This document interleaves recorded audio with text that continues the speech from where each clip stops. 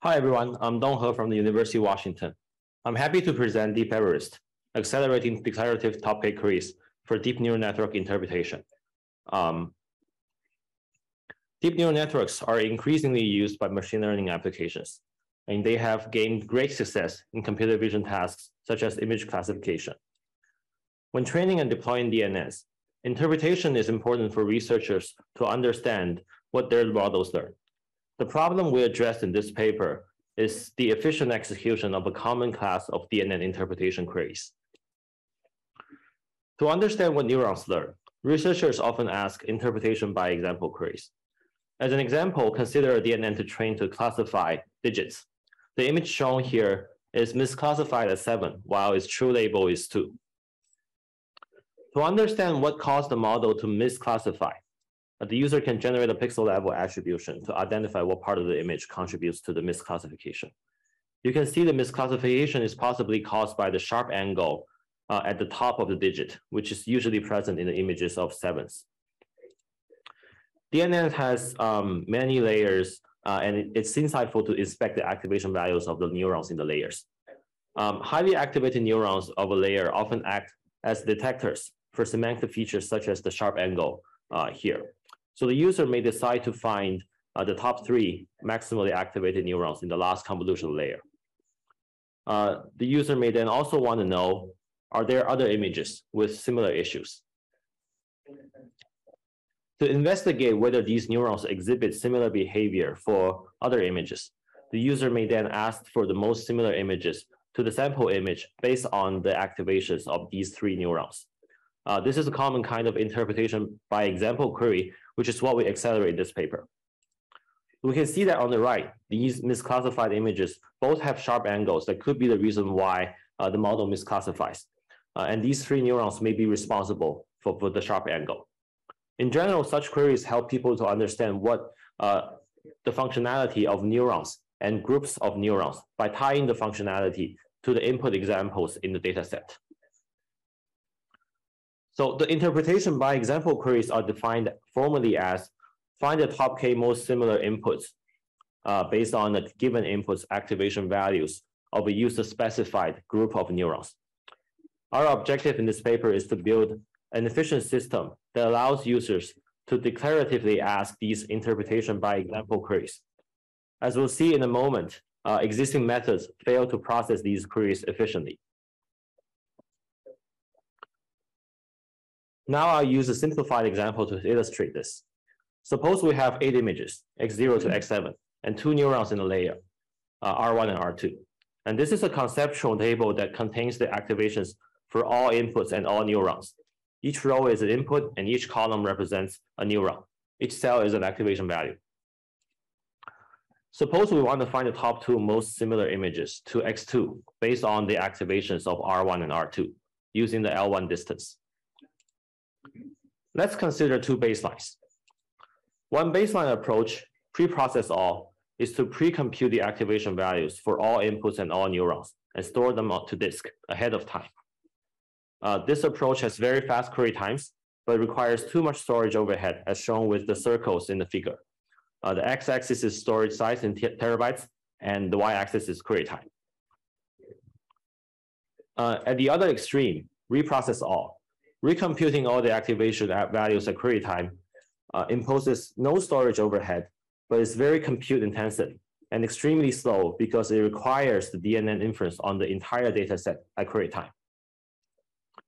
Apparently, the bottom left in the figure is where we want to be. Fast query time and low storage overhead.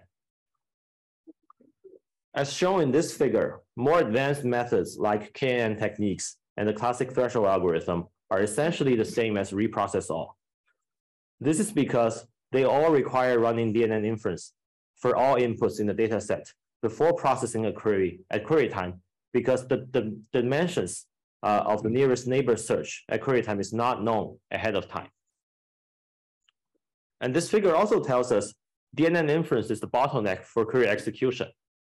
And if we can avoid running DNN on inputs that will not be one of the top K results, query execution will be significantly accelerated. And this is what we do with DeepEverest. So we propose DeepEverest DeepEverest includes an indexing technique called the neural partition index and an efficient query execution algorithm called the neural threshold algorithm, which is modified from the classic threshold algorithm, and several important optimizations. DeepEverest reduces the number of activation values that must be computed at query time, introduces only low storage overhead, and guarantees the correctness of top K results with instance optimality. Now let's use this example again to dive into the details. Here we only have 2 neurons, but DeepEverest query execution works for any number of neurons. During preprocessing, to build the neural partition index, we first sort the activations for each neuron. Now the activations for each neuron is in ascending order. Then we partition activation input ID pairs to the number of partitions we set. Here we set the number of partitions to 4. And now we have a partition ID for each image and each neuron. And they're numbered from 0 to 3.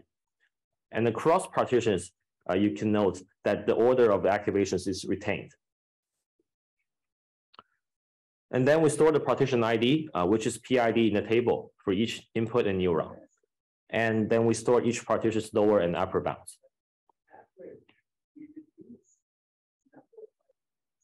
After preprocessing, the data we have stored on disk is the neural partition index, which consists of each input's partition ID for each neuron and the lower bound and upper bound of each partition for each neuron.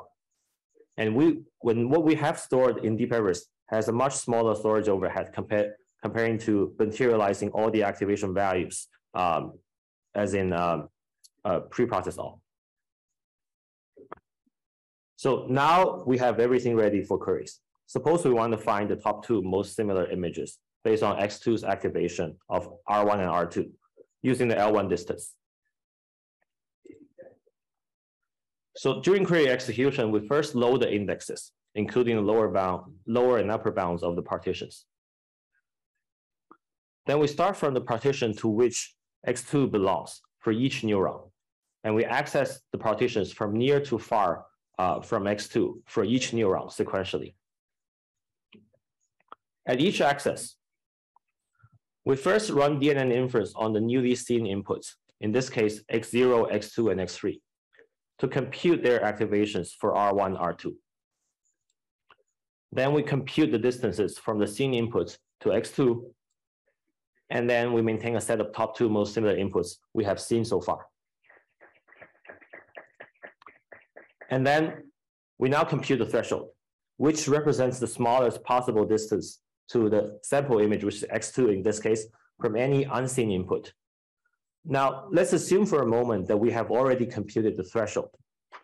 And the termination condition is then when t is larger than or equal to the distance to X2 of the current top K, which means that no unseen input can have a smaller distance to X2 than the current top K. So in this case, the threshold t must be larger than or equal to 0.5 to guarantee that the current top K is the correct overall top K. Otherwise, DeepEverest has to process more partitions to be certain that it has the correct top K. So now let's look at how to compute the threshold. So the threshold t is computed using the lower bound or upper bound of the nearest unseen partition for each neuron, as well as the activations of our X2. I'll skip the details here, but you can imagine computing the distance from the lower or upper bound of the nearest unseen partition for each neuron can give us the smallest possible distance to the sample input, which is the threshold. So the termination condition again is when the threshold is larger than or equal to the distance to X2 of the current top K. And here the termination condition doesn't hold, which means that there could be some unseen input that could end up in the final top K result, which means that DeepEverest has to process more partitions to be certain that it has the correct top K result. And then we'll now access the next partition for each neuron. Again, blue boxes indicate where we are for each neuron. At each access, we do the same thing. We run DNN inference on the newly seen input, which is X1, X5 in this case, to compute the activations for R1 and R2. we then compute the distances and to x2 and update the top two similar set. In this case, the top two didn't change. Now we'll compute the threshold t using the lower bound or upper bound of the nearest unseen partition for each neuron, as well as the activations of x2. The termination condition is when the threshold is larger than or equal to the distance to x2 of the current top k. Here, the termination condition holds. This means that no unseen input can have a smaller distance to x2 of the top compared to the current top k. So then now DeepEverest can return the current top k without having to run DNN inference on x4, x6, and x7, and which is huge save in query time. So we proved that DeepEverest query execution algorithm is instance optimal, which corresponds to the optimality in every instance, rather than just the worst case or average case. And the proof is in the paper. And DeepEverest also has several important optimizations. For the interest of time, I'll invite you to read the paper for the full details. Now let's look at the performance. This is a single query performance result on ImageNet ResNet 50. The x-axis is the storage size, and the y-axis is the query time per query in seconds. Each subplot represents a different neuron group size, 1, 3, and 10. And different colors represent different layers, and different shapes represent different methods. We compare different shapes with the same color in each subplot. Triangles represent DeepEverest. DeepEverest achieves the best of both worlds, low storage overhead and fast query times. It's at the bottom left of each subplot, and it only uses 20% of the storage of full materialization, but achieves up to 63x speed up on query times. Now let's look at multi-query workload. This workload is generated to simulate practical deep neural network interpretation processes. Users are likely to start querying on the layers they're initially interested in and gradually explore more layers. So in this workload, we have a higher chance to query previously queried layers. In the figure, the x-axis is the number of queries in the workload, and then the y-axis is the cumulative total time, which includes the time for both pre-processing, which is building the index in DeepEverest, and query execution.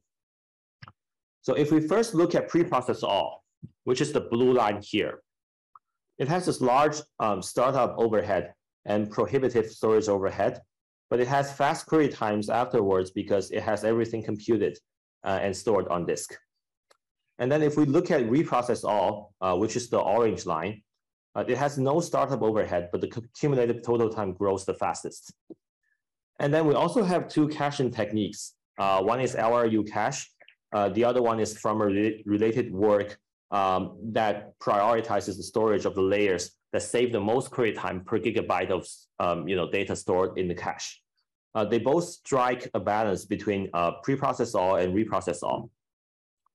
Finally, DeepEverest, the purple line here, consistently performs the best, while it's only given a storage budget of only 20% of the full materialization. So in conclusion, I presented DeepEverest, a system that accelerates top K queries for DNN interpretation. With less than 20% of the storage of full materialization, DeepEverest accelerates individual queries by up to 63x and consistently outperforms other methods over various multi-query workloads. And I invite you to come to check out our poster today. Thank you very much. Happy to take questions.